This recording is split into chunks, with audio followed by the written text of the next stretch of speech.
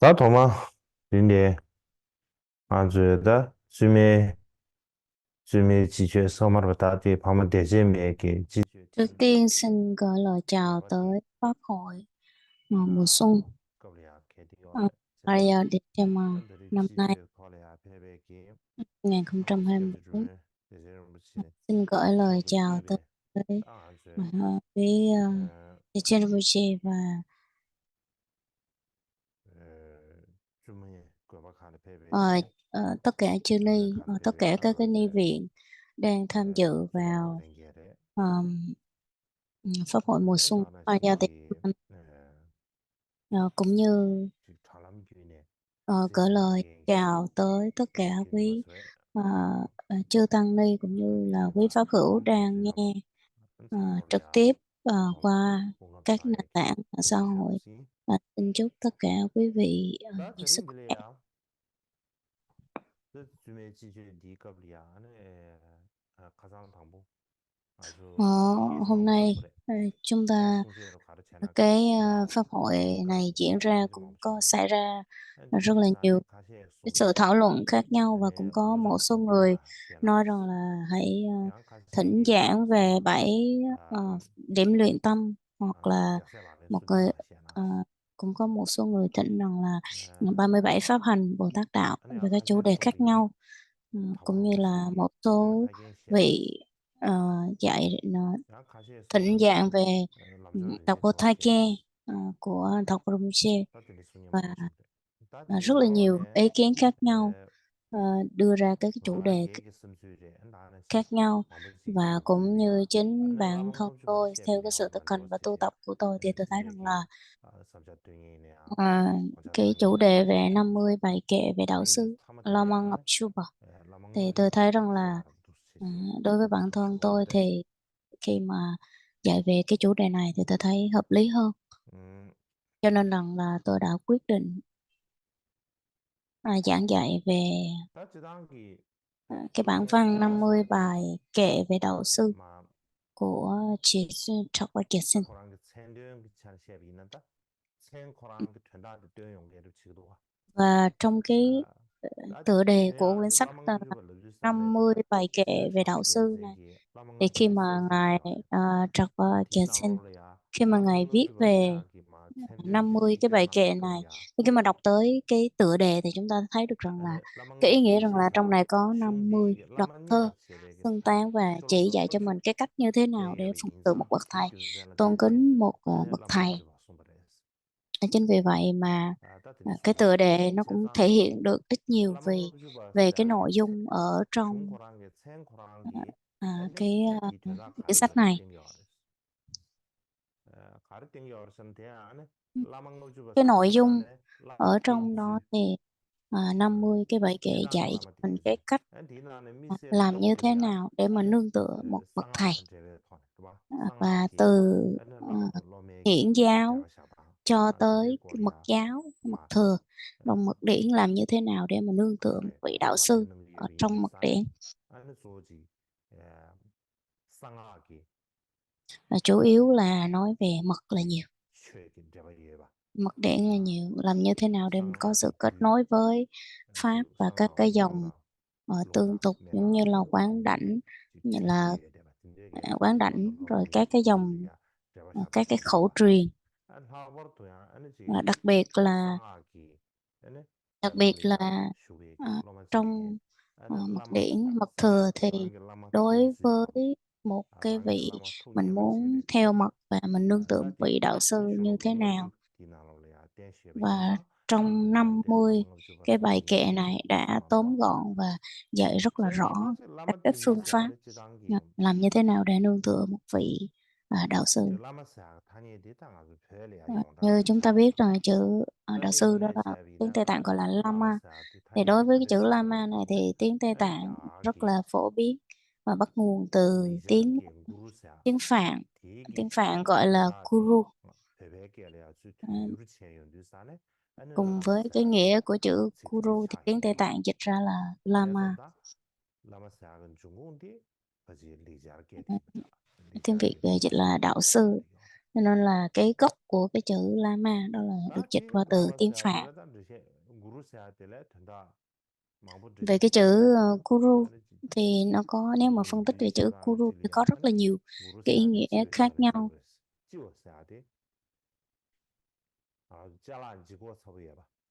Ờ, nhưng mà nếu như mà cái nghĩa chung của cái chữ Guru nghĩa là nặng, hoặc là nghĩa là một người có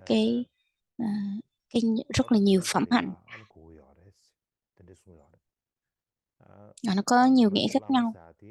và nói tóm lại thì chữ Lama có nghĩa rằng là một người gọi là Lama đạo sư thì một người có nhiều phẩm hạnh tốt. Nên là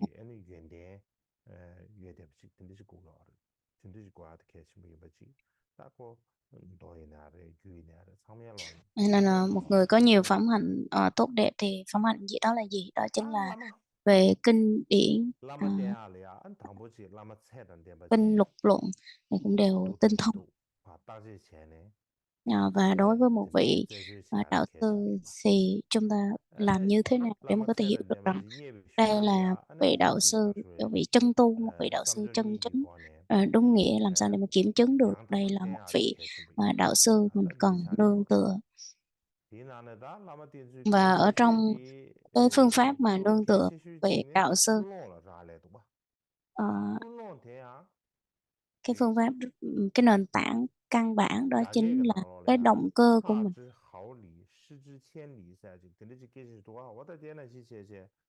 Ờ, trong tiếng Hoa cũng nói về cái vấn đề này. Cho nên nếu như con đoán cái chữ mà con vừa nói đó chính là có thể là sai một ly thì đi một dặm.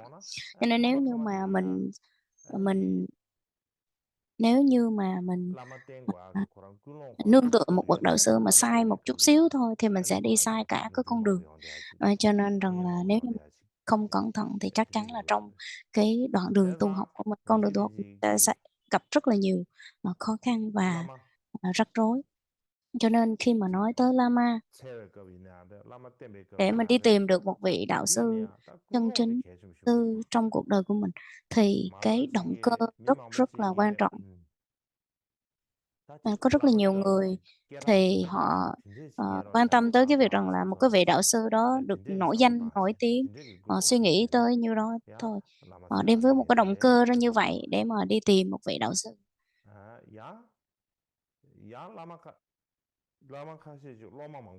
Cũng có một số vị đạo sư thì họ có rất là nhiều đệ tử,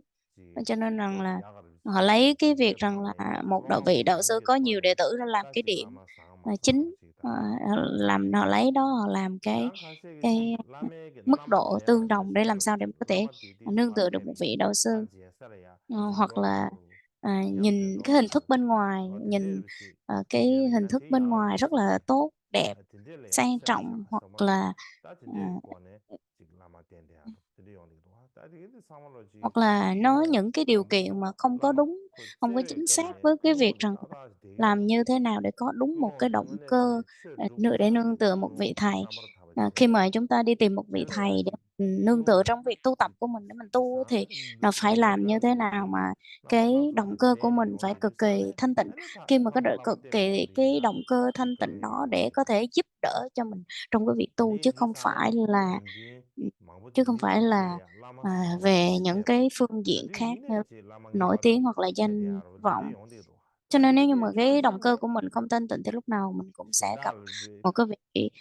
đạo sư sẽ không có chuẩn mực trong cái việc tu tập trong cuộc đời của mình. Cho nên khi mà trong bước đường tu của mình mà nếu mình gặp những cái vị đạo sư hoặc là không có đúng, hoặc là chúng ta bị sai những người nổi tiếng, mà nếu mình chỉ đi tìm những người nổi tiếng hay là những người à, hảo tướng đẹp, nhìn kia bên cái hình thức bên ngoài thì chúng ta sẽ không tìm được một vị đạo sư chân chính, một vị chân tu. Bởi vì cái động cơ của mình là chỉ tìm những cái người nổi tiếng có độ chúng cao, có độ chúng nhiều. hoặc là cái danh tiếng của họ càng nổi tiếng, họ càng nổi tiếng thì chúng ta đi tìm nương tựa, thì cái đó lúc đó trong cái tâm ý của mình nó đã định kiến như vậy rồi, cho nên là mình sẽ bị bám chấp vào trong những cái quan kiến của mình. Cho nên chúng ta sẽ đi tìm những cái điều kiện mà chúng ta tự quy định ra như vậy để mình thích những cái điều kiện đó. Cho nên là cái động cơ nó không có thanh tịnh. Cho nên khi mà mình tìm được một vị thầy, một vị chân tu hay không thì nó sẽ nương theo cái động cơ của mình. Một vị thầy nào có thể đem tới giúp đỡ cho mình trong cái việc giải thoát giác ngộ. Cho nên rằng là cái động cơ đó chính là nó là à, cái duyên hỗ trợ cho mình trên bước đường mà đi tìm một vị đạo sư. Cho nên là trong bất kỳ một cái hoàn cảnh nào thì hãy cẩn thận quan sát cái động cơ của mình. Cho nên trong cái cuộc sống hàng ngày khi mà mình thấy có những lần cái động cơ của mình nó không có thanh tịnh, nó không có đúng thì chúng ta hay bỏ qua, nhưng mà thực ra đó thì cái việc mà mình luôn luôn quán xét xem và cẩn thận trong từng cái tư tưởng, cái suy nghĩ của mình để khởi lên một cái động cơ đó chính là cái điều rất là quan trọng mà chúng ta hay bỏ qua. Cho nên rằng là trong cuộc sống hàng ngày trong cuộc sống hàng ngày nếu mà mình suy nghĩ về một việc gì đó và mình làm được hay không thì chúng ta luôn cẩn thận, đúng hay không? Cho ví dụ như là ngày hôm nay, chúng ta có chúng ta có một đồng, chúng ta có một đồng và đi mua đồ, nhưng mà khi mà mình đi mua một cái đồ nào đó nó có giá trị trong vòng một đồng, nhưng mà mình sẽ không bao giờ mình quan tâm tới cái việc rằng là, nó chỉ có cái một đồng thôi, cho nên mình không có quan tâm tới cái việc rằng là cái giá trị của cái vật đó hoặc là cái giá trị của cái đồng tiền đó mà mình có thể nhắm mắt mình mua một cái đồ vật đó, tại vì mình nghĩ nó giá trị nó rất là ít, cái số lượng tiền nó cũng rất là ít, cho nên mình không quan tâm. Và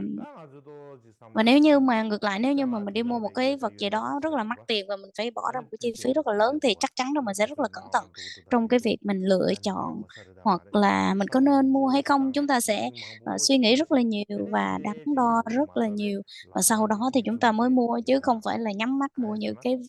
cái món đồ có giá trị, 1 đồng, đúng không? Bởi vì rằng là nó có giá trị lớn hơn và chúng ta sẽ dùng rất là nhiều tiền để chúng ta mua nó. Cho mình khởi lên cái tâm rất là cẩn thận trong cái việc mình mua một cái món đồ mắc tiền hơn. Cũng như vậy, nếu như mà mình lấy cái việc mua một cái món đồ đó, mình áp dụng vào cái việc tu tập đó, nó quan trọng cái việc mà mình đi tìm một cái vị thầy để mà giúp đỡ cho mình trong cái việc giải thoát giác ngộ nó quan trọng giống như mình mua một cái món đồ đắt tiền như vậy thì chắc chắn là mình sẽ cẩn thận, đem cái tâm cẩn thận đó vào hơn rất là nhiều. Nhưng mà, chúng ta luôn luôn, ờ, ờ, chúng ta, gọi là, để trong một cái vấn đề như vậy mình suy nghĩ sâu gọi là, sâu xa như thế nào, nghiên cứu như thế nào và cẩn thận như thế nào về từng cái bước trong cái việc mà mình, nương tựa một vị thầy, đi tìm một vị đạo sư để mình tu tập. Nên là mình không bao giờ mình đặt nặng cái vấn đề đó lên trên hết. Nếu mà mình đặt cái vấn đề đó lên trên thì chắc chắn ra là cái việc mà trong tâm của mình nghĩ á, nếu như mà mình đặt nặng cái vấn đề đó thì chắc chắn rằng là mọi cái hành động của mình rất là cẩn thận và luôn luôn khởi những cái nghi vấn về cái việc rằng là mình làm sao để mình gặp được, đi tìm được một vị đạo sư, một chân tu. Cho nên rằng là đối với cái việc mà đi nương tựa một, vị, Lama, mình sẽ tìm ra được những cái mấu chốt quan trọng, thì hãy lấy nó làm cái điểm trọng yếu chứ đừng có việc rằng là, đừng có phớt lờ đi à, đừng có phớt lờ đi những cái yêu cầu quan trọng, cái vấn đề quan trọng ở trong đó, hoặc là mình cứ gặp ai mình cũng, nương làm thầy, gặp ai cũng đi tìm làm đạo sư. Thì nếu như vậy thì nó sẽ làm cho cái bước đường của mình nó rắc rối và nó không có đi tới đâu đâu hết. Hôm nay thì cái chủ đề của mình đó chính là, 50 bài kệ về đạo sư Lama Ngọc Chu Bà. Và hôm nay chúng tôi lựa một cái chủ đề như thế này thì nó cũng có một lý do. Thứ nhất đó chính là, khi mà chúng ta nương tựa một vị, đạo sư đối với, đạo Phật, ờ, đó là một cái điều cực kỳ quan trọng. Ờ, không có phân biệt, dòng phái hay là,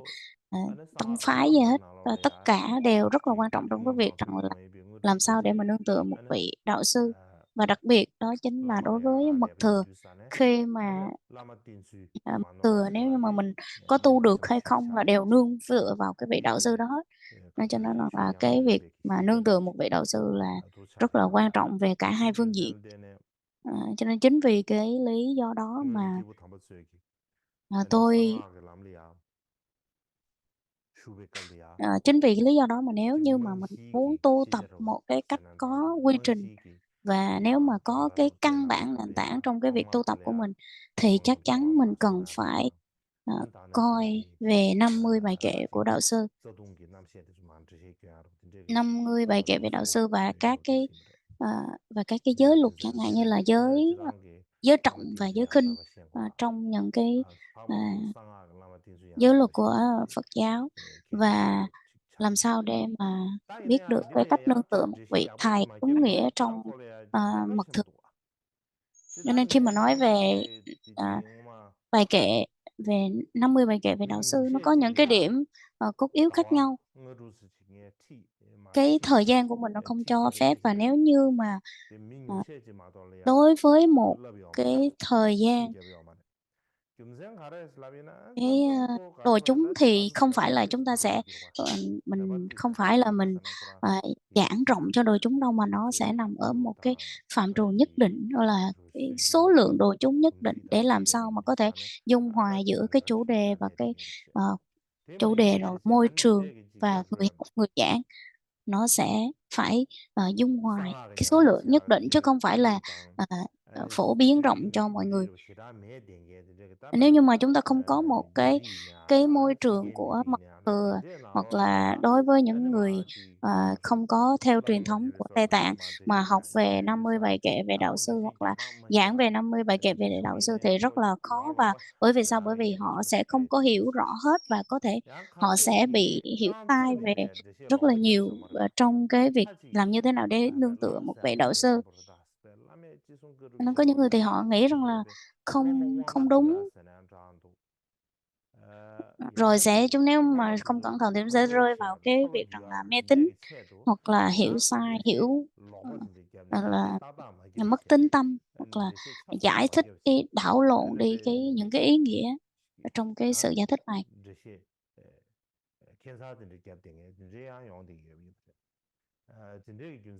Chúng ta đã từng thấy cái trường hợp đó đã xảy ra rồi. Bình thường thì, trong trong một cái tổ chức, trong cộng đồng, tôi đã từng giảng về những cái chủ đề như thế này và đã xảy ra một cái số trường hợp là làm cho tôi cảm thấy không có được, thoải mái, nhưng mà lúc đó thì tôi không có, ờ, nói gì. Nhưng mà hôm nay với một cái, thời đặc biệt như thế này thì tôi rất là muốn nói, bởi vì sao? Bởi vì tôi muốn giảng dạy, bởi vì sao? Bởi vì rằng là cái đội chúng ở trong cái pháp hội một tuần kỳ này đó chính là chư ni ở các cái ni viện. Thì, ờ, tôi hy vọng rằng là với cái mục đích như vậy thì nó sẽ đem lại rất là nhiều lợi ích cho, ờ, người nghe.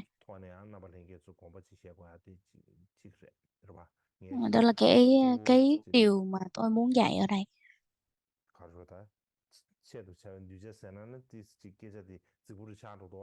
Cho nên bởi vì rằng là cái đồ chúng chính của cái pháp hội kỳ này đó chính là, chư tăng ni mà thôi.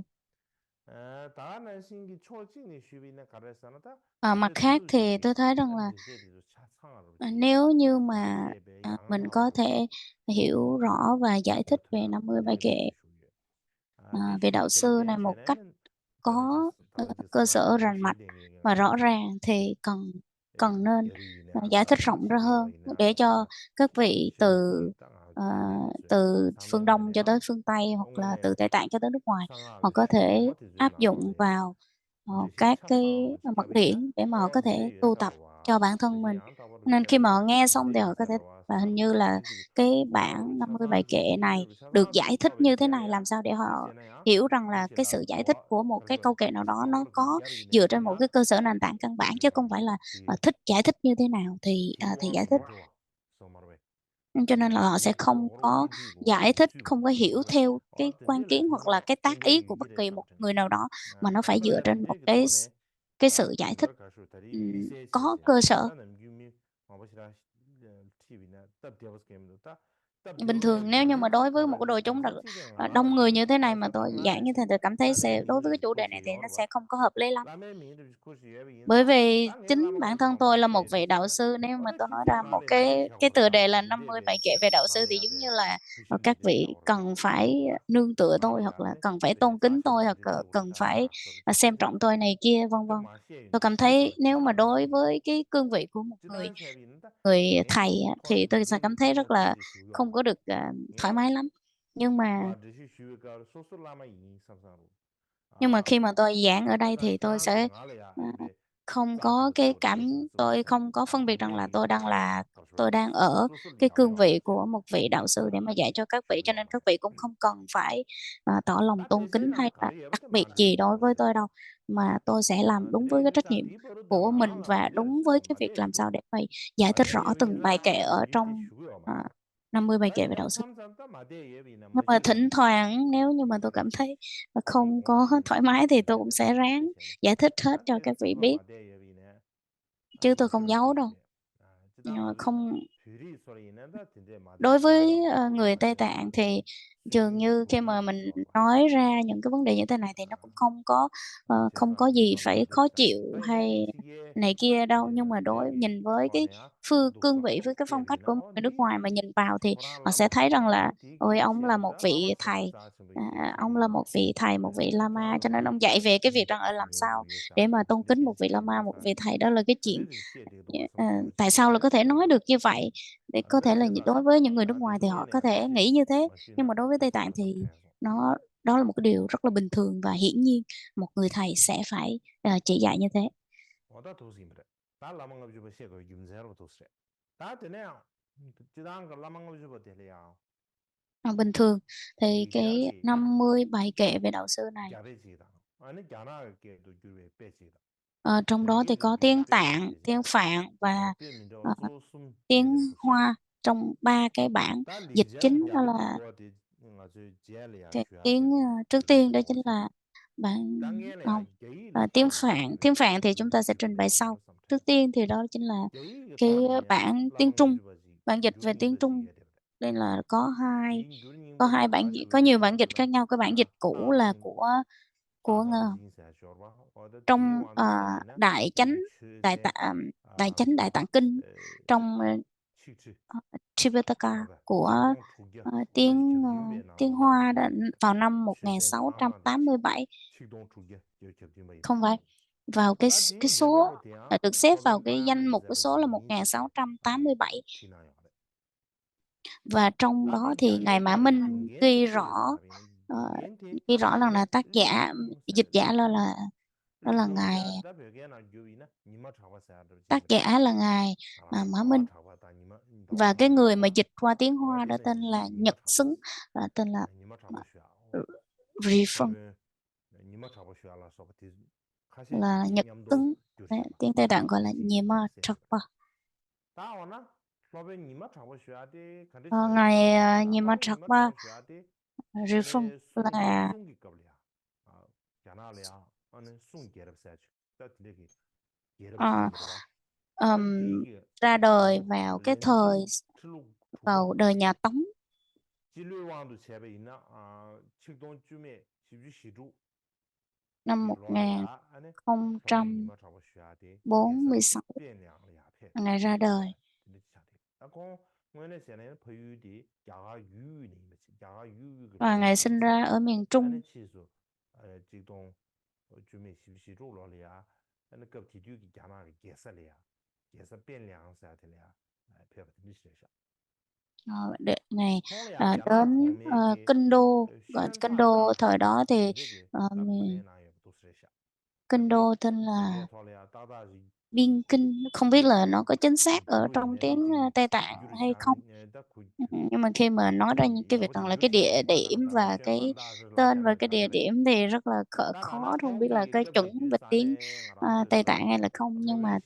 người ta hay gọi rằng là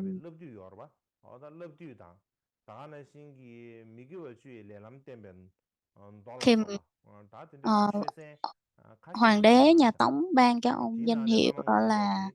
à, Tuyên Phạn Đại sư. Ông đã dịch ra bản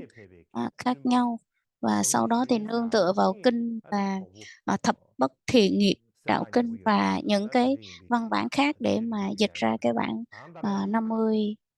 bài kệ về đạo sư này. Và sau đó thì ông cùng một người bạn của ông tên là Chinsu, là một tăng sĩ đến từ Nhật Bản. Ờ, có thể là từ bản này đã dịch ra tiếng cùng cái thời thì dịch ra tiếng Tây Tạng. Nên là qua đó thì qua cái lịch sử này thì chúng ta thấy rằng là hình như cái bản dịch này đã được dịch thẳng trực tiếp từ tiếng Phạn ra Hán. Và đối với cái bản dịch tiếng Tây Tạng thì 50 bài kệ về đạo sư thì trong ừm, cái nhà xuất bản thì kia Tiên Cưu ờ, về Đại Tạng Kinh Tây Tạng thì sẽ có nhiều nhà xuất bản khác nhau, thì trong đó có DK Tiên Cưu là nhà xuất bản DK Tiên Cưu thì được phổ biến nhất. Thì trong này trong danh mục số 3721 thì 50 bài kệ về đạo sư được nằm ở trong danh mục là số 3721. Và trong này, ở đây thì nói rằng là tác giả đó chính là Ngài Mã Minh, và được dịch bởi học giả nào ở Ấn Độ đó chính là Ngài Bamakaravama, và tạng dịch ra đó chính là Ngài Rinchen Sangpo, Losawà dịch giả Rinchen Sangpo.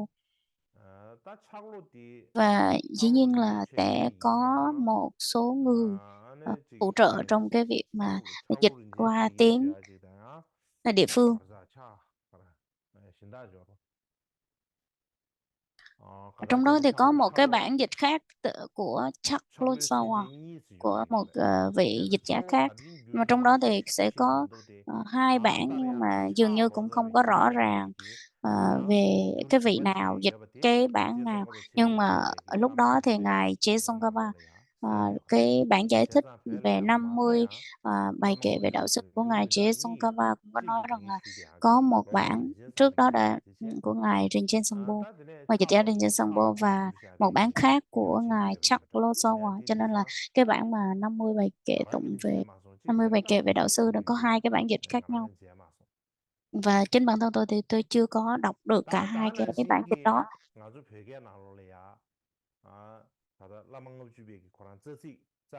Và 50 bài kệ về đạo sư của trong tiếng Tây Tạng thì cái bản chánh văn, khi mà trong bản chánh văn mà có cái giải thích luận giải về bản chánh văn thì của ngài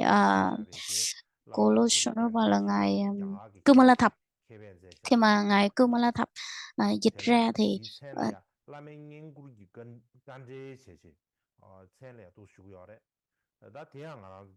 Kolosonova, nếu mà con nhớ không lầm thì đây là ngài Kumala Thập, mà tiếng Tây Tạng gọi là Kolosonova.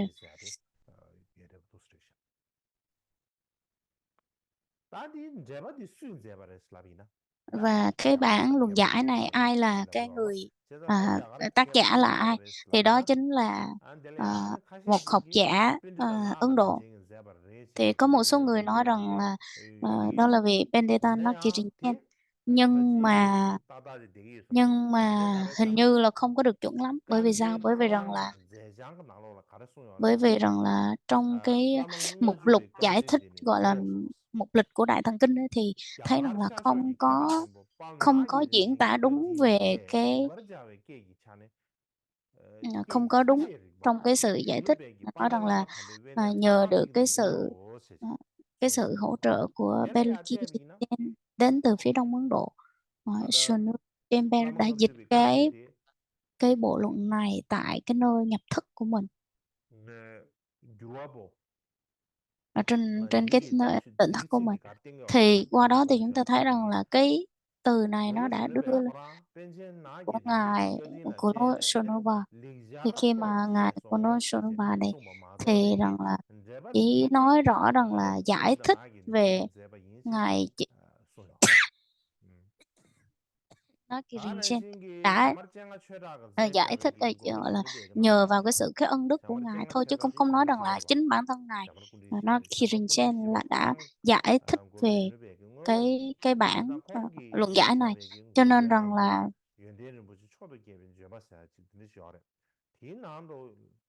trong tiểu sử của ngài Samachyanga Chukitapa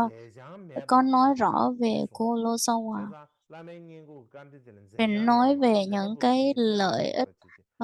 của một vị thầy. Thì ở trong đó nói rằng là cái luận bản này cái bản luận giải này không có ghi rõ rằng là tác giả là ai, cho nên chính vì vậy là nhờ vào đó, nương vào đó thì chúng ta thấy rằng là cái bản luận giải này nó không có không có ghi một cái tác giả rõ ràng. Trong cái quyển Lama Nyenku Kikatin thì ngài Rinchen Songpo dịch lại đó thì nó có khác một chút xíu so với cái bản dịch của ngài Rinchen Songpo. Nên cái này chúng ta có thể phân tích sau. Và trong hai cái như hồi nãy chúng ta đã có nhắc về cái hai bản dịch của cái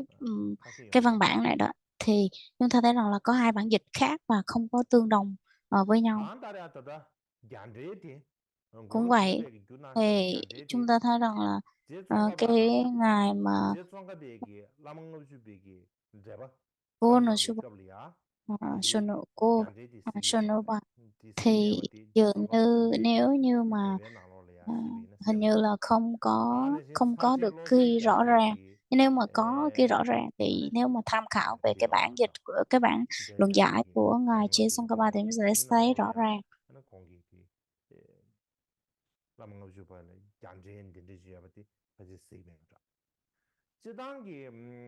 Thông thường thì đối với ngài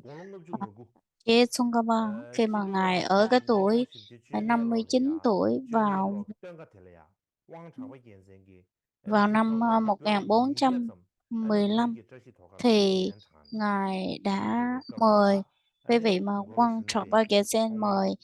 ngài Chế Tsongkhapa và 200 người đệ tử của ngài đến Okitashi Choka. Khi mà tới đó để mà thính pháp, nghe pháp để thỉnh ngài Che Tsongkhapa tới. Và khi ở đó thì Kulosawa Shinova đã nhiều lần học cái bài kệ này đối với ngài Tsongkhapa. Và khi mà ngài Che Tsongkhapa dạy cho những cái vị này thì cũng đã vài lần được học rất là nhiều. Trong cái bản này được ghi rõ trong cái phần trong những cái gọi là tiểu sử của các đời. Và sau khi mà và theo chúng ta cũng có một cái nghi vấn rằng là sau cái bản luận giải của 50 bài kệ về đạo sư thì nó sẽ không có một cái bản luận giải khác. Và tiếp theo đây chúng ta thấy rằng là về những cái bản luận giải của 50 bài kệ về đạo sư thì cái bản luận giải nào nó sẽ phổ biến hơn và trước tiên hơn.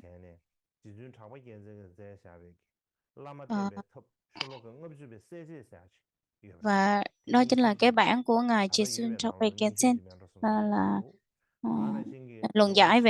về cái bản luận giải về 50 bài kệ về đạo sư của ngài Chisun Trapek Ketsen, là dường như trong đó có giải thích về 50 khổ thơ. và cái thứ hai đó là bản tóm tắt, luận giải của của của ngài Trogon Shingen Trakwa. Và bên cạnh đó thì có sự giải thích của Ngộ Sĩ Trong Tuệ Trì. Nhưng cái bài này thì tôi chưa được xem. Họ nói rằng là ở đây có một cái bản luận giải khác như vậy thôi, chứ còn tôi chưa được xem cái bản luận giải này. Và bên cạnh đó thì cũng có một cái bản luận giải khác, đó chính là cái bản luận giải của ngài của đệ tử ngài Tsongkhapa, nó giải thích về 50 bài kệ về đạo sư.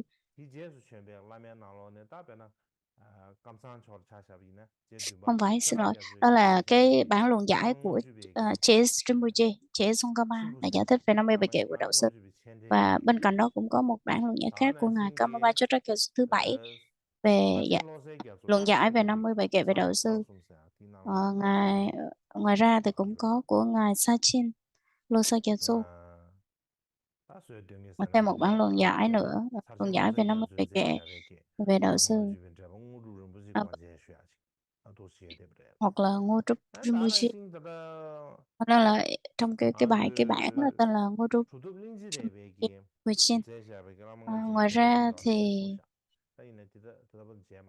cũng có rất là nhiều cái bản luận giải khác nhau, nhưng mà chúng ta sẽ không nhắc tới ở đây.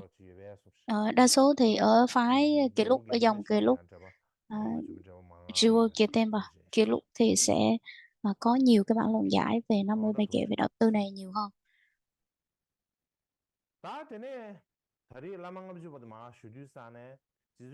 Hôm nay chúng ta học về cái đề tài 50 bài kệ về đạo sư thì nó có 5 cái điểm máu chốt. Ở trong cái bộ luận này nó có 5 cái điểm máu chốt khác nhau. Nếu mà mình trình bày về 5 cái điểm máu chốt trước thì chúng ta sẽ dễ dàng hiểu rõ hơn. Và trong 5 cái điểm này, 5 điểm đó chính là cái thứ nhất, đó chính là người nào, cái tác giả. Thứ nhất là giới thiệu về tác giả. Thứ hai đó chính là nói về mật điển, nó có liên quan như thế nào tới mật điển, và dựa trên cái bộ luận nào, cái mật luận nào, hoặc là cái dòng phái nào để mà giải thích. Cái thứ ba, đó chính là cái thời gian để mà tương tác. Cái thứ năm đó chính là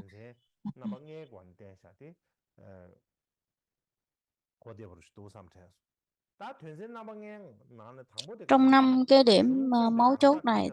thì cái thứ nhất đó chính là tác giả. Bây giờ 50 bài kệ về đạo sư này, ai là cái người trước tác ra nó? Nói về tác giả thì có rất là nhiều cái sự tranh cãi khác nhau, và cũng có một số thuyết nói rằng là ngài Mã Minh là cái vị trước tác ra cái bộ luận này.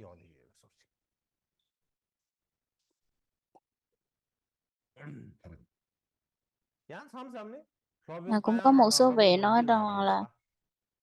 nhưng mà thỉnh thoảng thì cũng chính ngài Mã Minh nói rằng là của ngài Kumbila. Cho nên là các vị không biết rằng là hai vị này là một hay là hai, thì cũng thường dường như chúng ta có thể phỏng đoán rằng là hai cái tên này là một người, chỉ cho một người. Cho nên là ngài Ma Minh và ngài Bavila, cho nên là nếu như mà chúng ta nhìn nhận rằng là hai cái tên này là cùng chỉ cho một người, thì nó tương đối hợp lý hơn. Vì sao? Vì rằng là khi mà hai cái tên này, khi mà chúng ta nhìn vào tiểu sử, tìm hiểu vào tiểu sử của hai vị này, thì chúng ta thấy là không có sự khác nhau. Cho nên là có thể đoán được rằng là đây là chỉ cho một người. Một số học giả Nhật Bản thì họ dùng những cái thuật ngữ khác nhau chỉ cho cái văn bản này, cho nên ờ,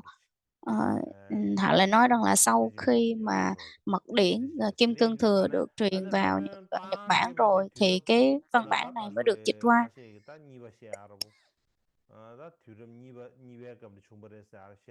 Cũng có những người nói rằng là nó ra đời vào cái thế kỷ thứ hai, có ra đời vào thế thứ năm hoặc là ra đời vào thế kỷ thứ sáu. Nhưng mà chúng ta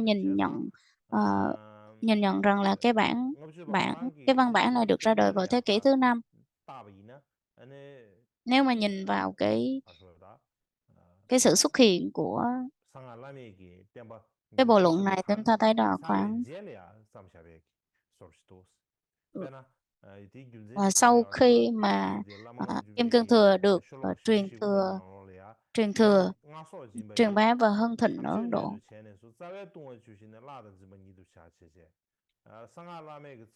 Trong cái khổ thứ 49 nói rằng là sau khi sau khi mật thừa Kim Cang Thừa truyền bá rộng rãi thì cái bộ luận này mới được viết ra. Thì dựa vào cái luận cứ này, cái chứng cứ này, chúng ta có thể thấy rằng là đã được viết sau khi mà mật thừa được phát triển tại Ấn Độ.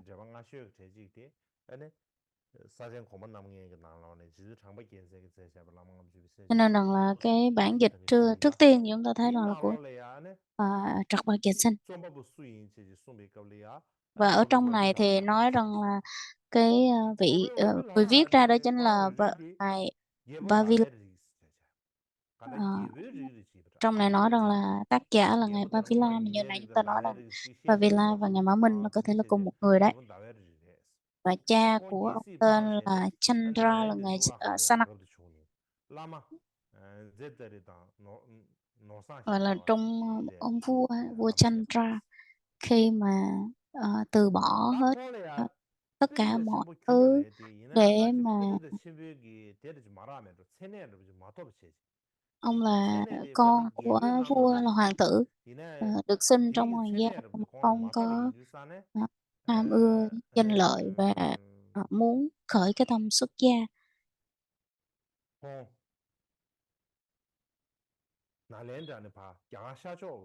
Và thì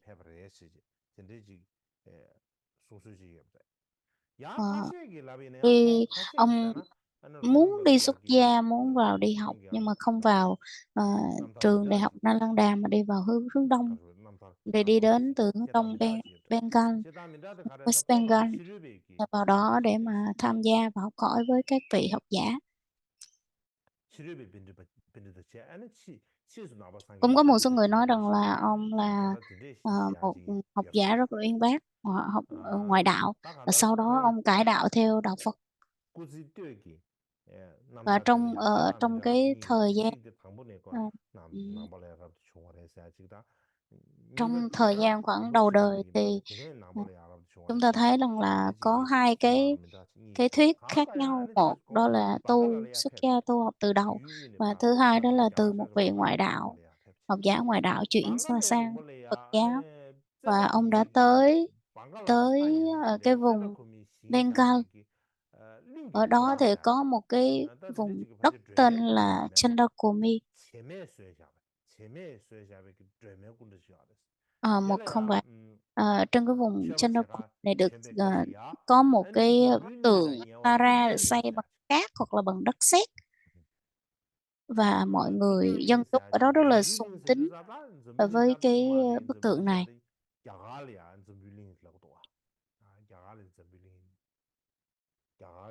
Ở thời đó thì chúng ta thấy rằng là cái đất nước Ấn Độ rất là rộng lớn và dường như được coi như là cái thế giới. Và ở đó có những cái con đảo khác nhau, và dường như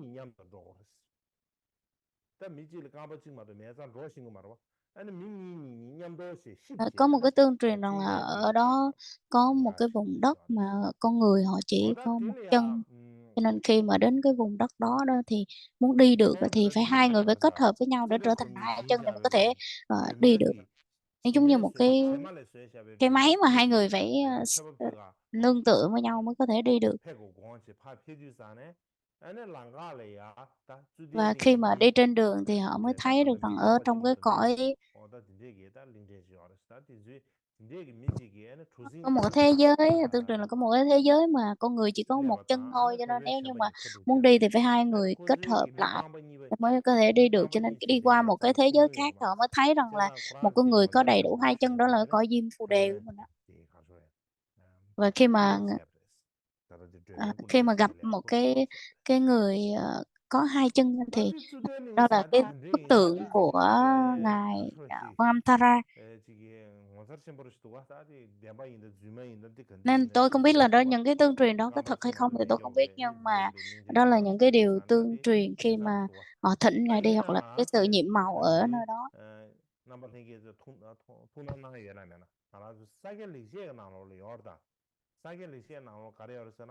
Ờ, trong những cái bản kinh của Phật đều có nói ờ, ờ, đều có nói rõ rằng là đối với cái phước đức của mỗi người á, nếu như mà cái phước của mình nó sẽ tương ứng với cái phước báo của mình, nó sẽ tương ứng với những cái gì mình thọ nhập, mình thọ hưởng. Cho nên là cũng có thể rằng là cũng có một cái thế giới nào đó nó chỉ chúng sanh họ chỉ có một chân thôi, thì chúng ta thấy cũng có hợp lý.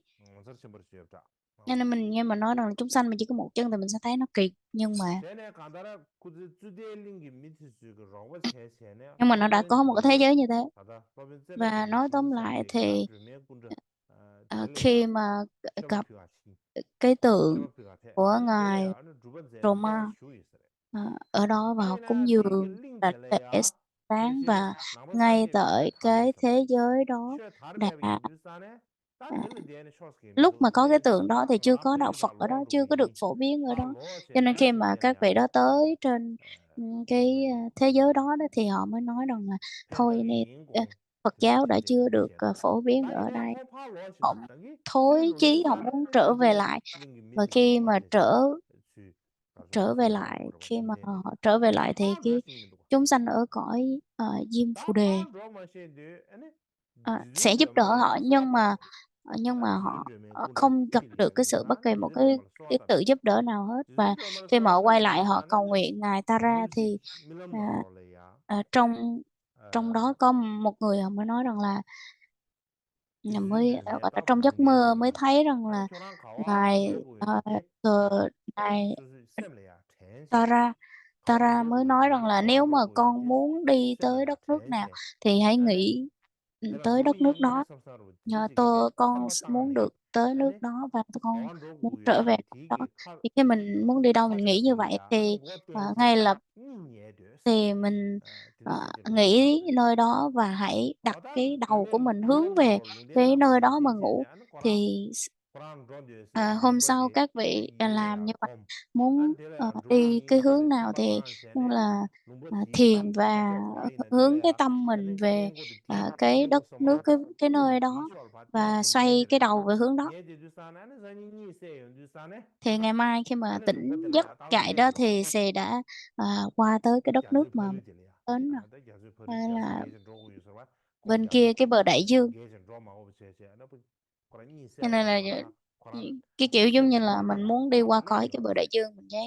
nằm ngủ và nghĩ về, xoay đầu về cái hướng của đại dương đó thì mình sẽ đi về cái hướng đó. Thì qua ngày mai khi mà vị đạo sư đó tỉnh dậy thì đang ở trên cái hướng của vùng đất Nalanda. Khi mà tới Nalanda thì à, ờ, thì cái đất nước ở cái vùng đất ở Nalanda nó đã thay đổi rất là nhiều, bởi vì rằng là ngài này ngài đã đi từ nhỏ, rời khỏi Nalanda từ nhỏ rồi. Cho nên là khi mà trở về thì ngài đã lớn tuổi, và cái sự khác là phát triển cũng như là rất là thay đổi rất là lớn. Và rất là nhiều cái vị học giả uyên bác mà xuất hiện. Và chính bản thân ngài lúc đó giống như là nhiều học giả quá, cho nên là dường như giống như là không có cái sự sử dụng. Còn các vị mà cùng thời hoặc là các vị thầy của ngài lúc đó thì đã thì tịch hết rồi, và dường như những người thân quen không còn, và những cái người mới thì họ sẽ không biết Ngài là ai. Cho nên là Ngài có cái tâm niệm rằng là tôi cũng không giúp ích gì được cho chúng sanh hết, không làm được gì cho mọi người hết, cũng hơi buồn. Cái tâm hơi buồn, và khi mà cái tâm buồn và cũng khởi lên cái niệm tức giận một chút xíu. Và nếu mà nói thẳng ra một cái từ đó chính là khi khi mà Ngài dùng cái năng lực tu tập của mình, dùng thần chú để làm rung chuyển trái đất, như là làm cho động đất một chút xíu. Và khi dùng cái thần chú, năng lực của thần chú mà làm động đất, và khi mà làm cho động đất thì có những cái ngôi nhà xung quanh đó nó cũng bị hư hại.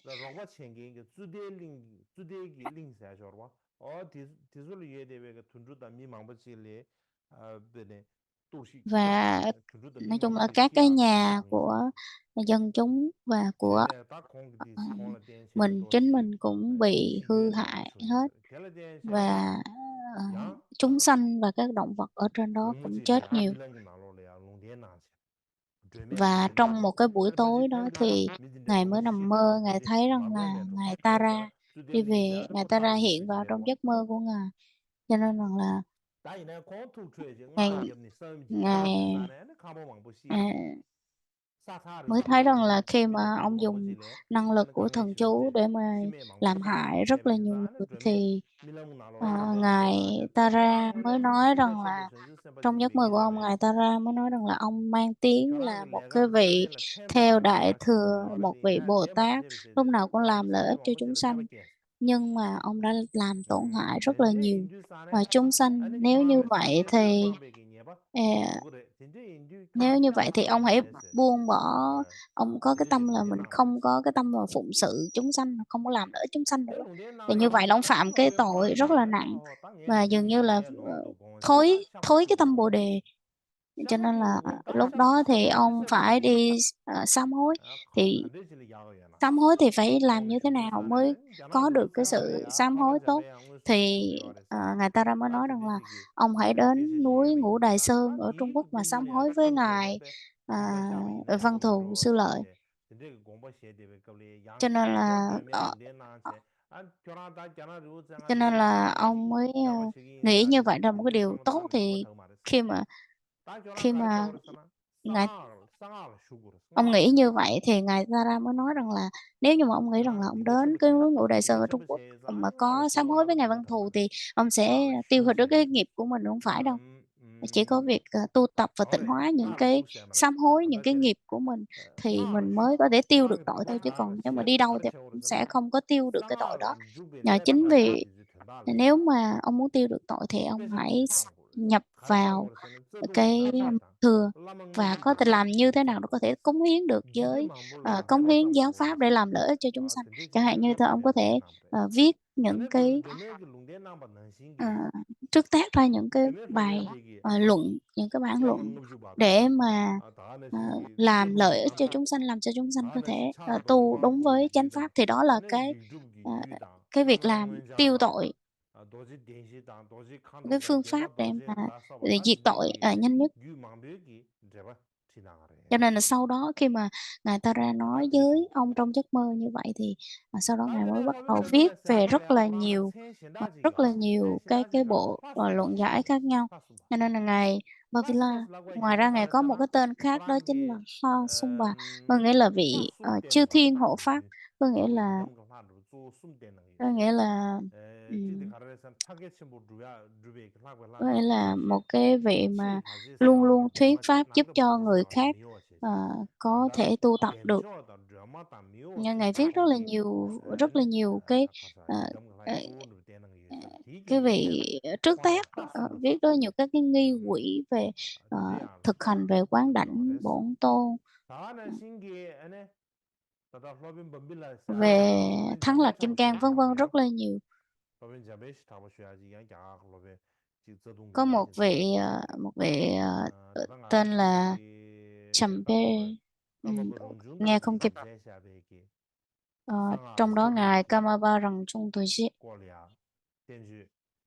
ờ, nói về ờ, giới trọng và giới khinh trong luật học.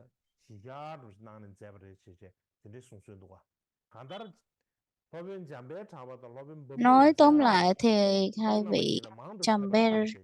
Chambers và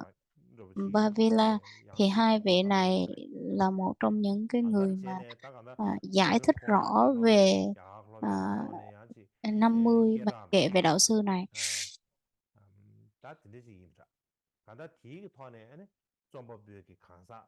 법은 범빌리게 하는 남달 모두 도스기 스타디 Đó là chúng ta nói sơ lược về 기 tác giả đó ngài 나올 게 셔버 든지 되셔 내가 Bavila. 니기 루규 대다 법은 À, 따로 qua 니 cái qua 디스니 cái tiểu sử tác 제사 giả như vậy, 예설이나는 với cái 좀법이 ngài 강사 với tiểu 티기 sử tác 대사버려 giả 강사 tiểu sử 차별이 của 나게 ngài Mã 또 Minh, 가지고 à, 근세 망부지 턴에 nó có 나가는 sự khác biệt. Cho nên là 든지 nếu như mà mình 관심이 muốn biết 올려 được rằng 제가 đây là hai người 지하래 칼리칼리 hay là 시비시 đây là một người, hai cái tên mà chỉ cho một người hay là hai 알았어. người 나 riêng biệt, 지금 thì 무슨 대전에 사무실 하잖아. cần 야가면 phải 법인 뭐 들고 좀 chúng 이게 ta 뭐 cần phải kiểm chứng và 제만 nghiên cứu kỹ 민지 càng. Tôi thấy là hôm nay 소비에서 chúng ta nên kết 워터가 thúc tại 다르게 đây, bởi vì hôm nay 아 tôi cũng hơi 제는 nhức đầu một 지금 chút 로서 xíu, 좀 không có được 빠져야지. khỏe lắm, để tôi 가서 nghĩ đây là một cái 사람들 chướng 거기 ngại của 샤워지 야고 잡고 bản thân mình. Nhưng hôm trước thì tôi có 이년 bị cảm, 지나고 싶으차. nhưng mà 이년 và cũng có rất là 샤바포. nhiều cái 아 công việc khác 샤바포네. nhau quá bận rộn 샤바 잡고 trong những cái 싶으차가 phật 용어 sự 잡으면 của 용세. mình. 아니 Khi mà chúng 거기 ta bị 니는 무슨 맞아 인자도 bệnh cảm, mà nếu như mà mình 시비게 không có 아무 trị rốt ráo, mình để 소비를 lâu thì nó sẽ 제통령 bị lặn 뭐 vào 소자고 trong người, 싶어도 sẽ không có được 이는 khỏe lắm. 그다 오즈를 Cho 치 nên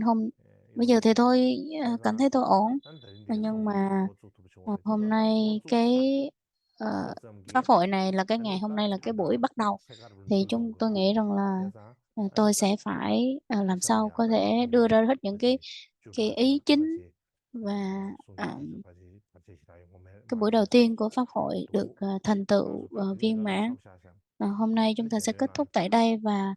ờ, hẹn gặp ngày hôm sau, và chúng ta hồi hướng á.